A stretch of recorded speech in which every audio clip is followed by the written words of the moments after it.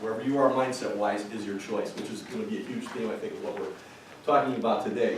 So my message today, which you should be spreading to everybody, is go to that mirror and smile at yourself. It is okay to love yourself, because if you don't love yourself, and I'm not talking about being arrogant or anything like that, how can you possibly give your best self to the world? So when you're working with kids, when they're growing up and so on, or your peers or whatever, tell them to go to the mirror and smile uncontrollably. They can't possibly stay down on themselves if they do that. I approve this message.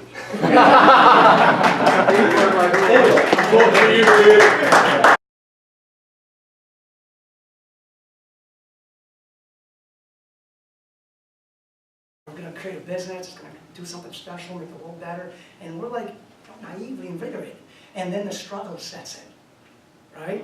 And then the years roll by. And it kind of hasn't turned out exactly like we pictured it. You know what I'm saying? We start slowing down, and if we're tough, we hang in there. I mean, we're tough. So we hang in there, we do what we got to do. We go from day to day, we learn, and we gain experience, and we do all these things.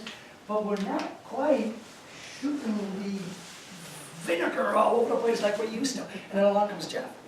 And you see him, and he's like spitting fire, right? He's spitting fire, and he's all over the place, and he kind of invigorates you and gets you going, right? So that's a beautiful thing about Jeff. So when you're with Jeff, that's going to rub off on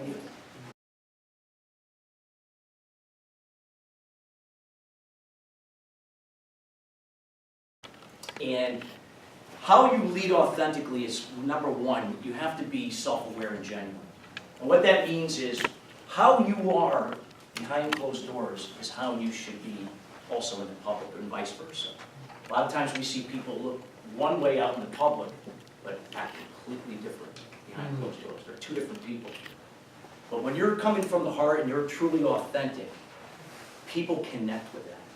And the right people connect with that. So coming from the heart and being truly who you are is what's going to set yourself apart from being a better leader. So one of the things as we tie back with Jeff had asked me to come in and talk about, leadership and being your authentic self, and that was my contribution to the book. So being authentic, again, is being true to who you are and be able to really look at how you can solve people's problems and challenges, being a solution. But without this final one, they're all meaningless.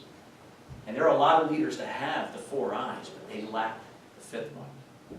And that is integrity. Integrity. And again, that is being true to yourself and true to other people.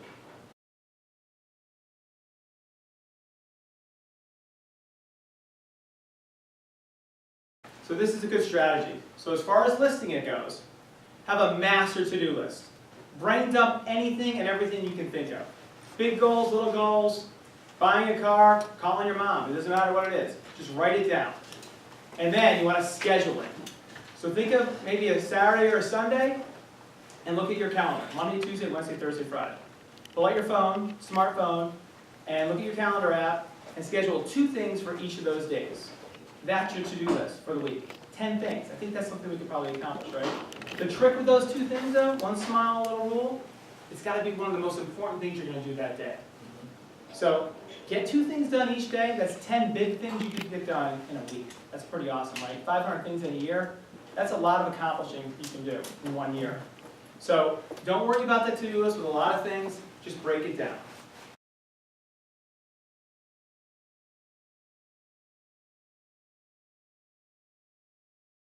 From early on, I was into visualization. All the way back from reading Shaki Gawain, then later taking the Silver Method, and several other courses. At my church, I did something called visioning, so I was good with visualization. And when I had the opportunity to work with Jeff, what I did with Jeff was help him to tap into the perfectness that is Jeff. The perfectness that exists in all of us. You see, because you are only limited in this world by your imagination, because the mind doesn't know the difference between real and imagined. And what you feed into the mind is what's going to manifest in the world. And if you're putting the right things in, almost like a computer, garbage in, garbage out, good stuff in, good stuff out. Jeff took the information I was giving him, and he went to the Toastmasters International Championship of World Speakers. So this is a young man who's destined to do great things. Why? Because of what he's put in to his mind, but also because he takes visualization seriously.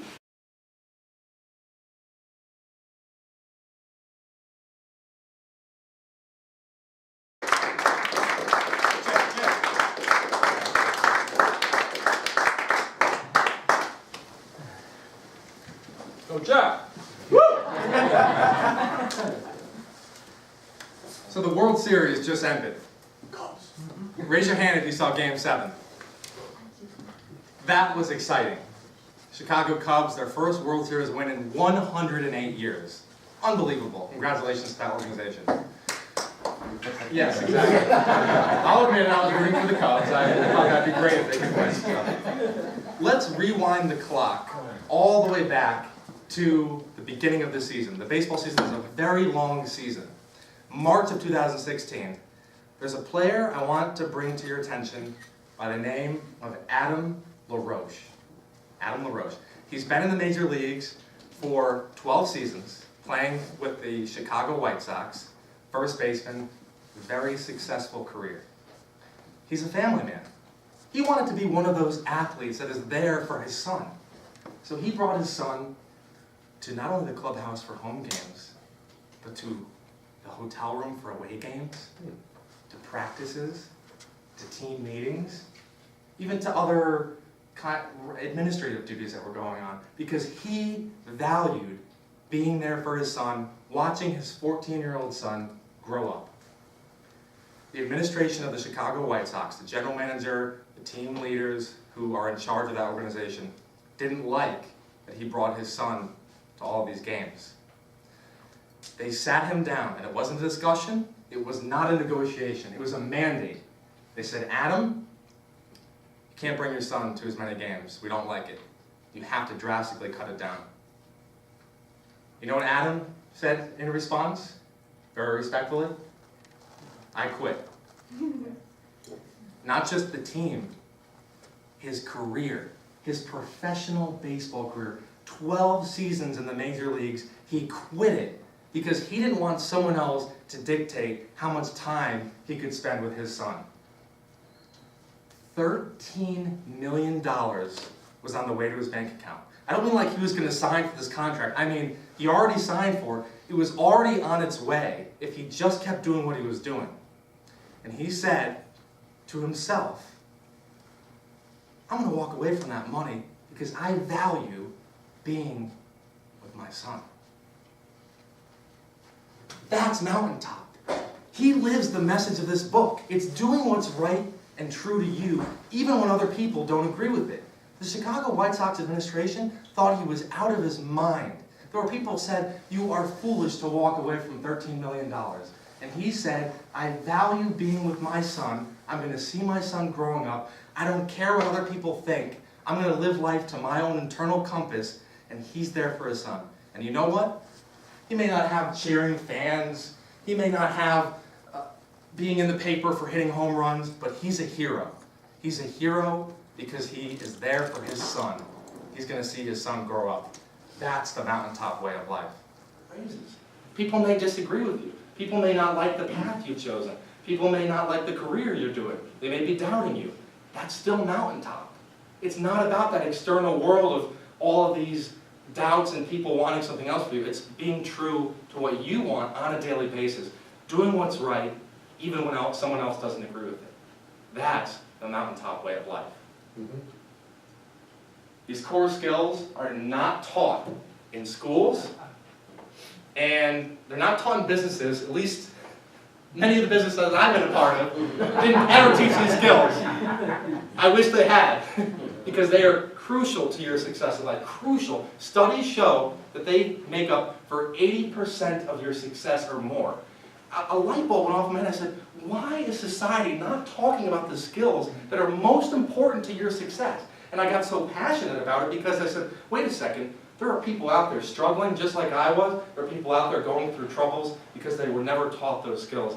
This is the antidote to the way things are. This is flipping what society says and gives you a true path to revolutionize your life, become a better leader, get to where you want to be, and live a life according to your internal compass, not what someone else expects or wants of you.